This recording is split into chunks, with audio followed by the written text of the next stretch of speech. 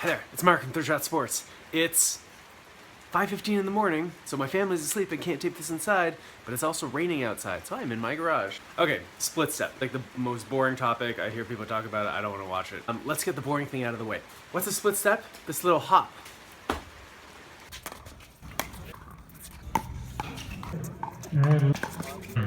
The idea is that if you're balanced, if you do that hop, you stop your momentum, you're balanced, you're now ready to change directions, go anywhere, chase the ball. Right? Right. Got it. When should you do your split step? Well, conventional wisdom has it that you should split step just before your opponents make contact, because if you do it just before contact, that when the ball hits the paddle, you're then going to be perfectly timed to go whatever direction you need to be. But the thing is, that's not what the pros do.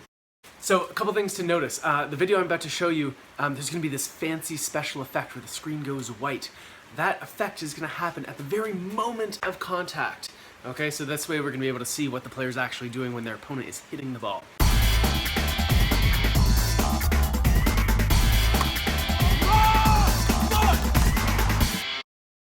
Here's Jennifer Dawson at the 2017 US Open.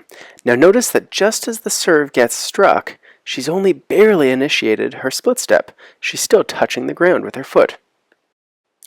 By the time she lands on the ground and is prepared to move, the ball is already almost crossed the net. With her husband Steve Dawson, you can see the same thing. Notice that as he returns and comes in, he initiates the split step just at contact, and by the time he lands, the ball is already almost across the net. This player is going to show us an example of two well-timed split steps. First, when he's returning serve. Notice the player on the far court in the green getting ready to serve. Here he makes contact, and notice that the returner is still on the ground. He now initiates the split step, and by the time he lands, the serve has almost reached the net. After returning serve and coming in, again at the moment of contact, the split is initiated, and by the time he lands, the ball's already been struck. So what's going on here? Why do you see most of the pros just barely initiate the split step at contact, and so that by the time they're actually ready to chase the ball one way or another, it's already coming over the net? Are they just late? What happens is that it takes time. It's time for your eye and your brain to figure out where exactly is that ball going. Is it going to my left? Is it going to my right? Am I going to have to run forward? Am I going to have to move back? And that little bit of time between the opponent's moment of contact and when the ball is already traveling over the net, that's the time that your brain's using. By starting the split step at contact and finishing the split step as the ball is already traveling, that has given the eye enough time to figure out where the ball is going, and by then, the body's prepared to chase the ball. Here's Daniel Moore at the net, getting ready to return a third shot from Ben Johns. Notice that at the moment of contact, Daniel has just initiated the split, but it's definitely not complete. By the time he lands, the ball is already on its way over the net.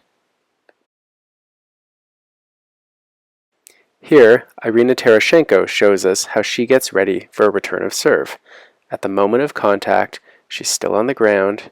She begins to initiate the split step, and by the time she finishes it and has landed, the ball is already on its way to her.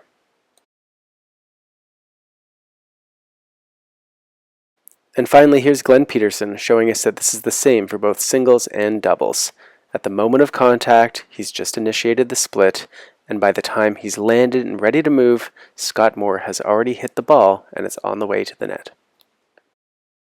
So there you go. The act of split stepping, of course, is important, but it's just as important, perhaps more important, that you time your split step well. That you initiate it at contact. By the time you land, by the time you're ready to go and chase the ball, it's okay that the ball's already coming towards you, because it's only by then that you're actually able to pick up with your eye which way it's going, left or right. If you do the split step before contact and you finish it at contact, you're going to be standing there, sitting, waiting to figure out where the ball is. And by then, your momentum's slowed down and it's hard to change directions quickly. I'd love to know what you think about this. Send me an email, mark@thirdshotsports.com. Find us on YouTube, Facebook, Twitter, Instagram, and of course at our website. Thanks, of course, to our friends at Selkirk Sport. They make amazing paddles and gear that you can wear, like this one, the Omni, the Glenn Peterson Special. Thanks, Glenn. Finally, we've got lots of awesome resources for you. If you are a pickleball instructor, especially working with beginners, you're gonna love our instructor guide. It's a resource. It's got lesson plans, it's got handouts, it's got videos, it's got FAQs that you can give to your players. It's got all sorts of great stuff for teaching beginners. And if you like to drill, you're gonna love our drill guide. 20 drills and 10 games to play better pickleball. Thanks, and see you next time.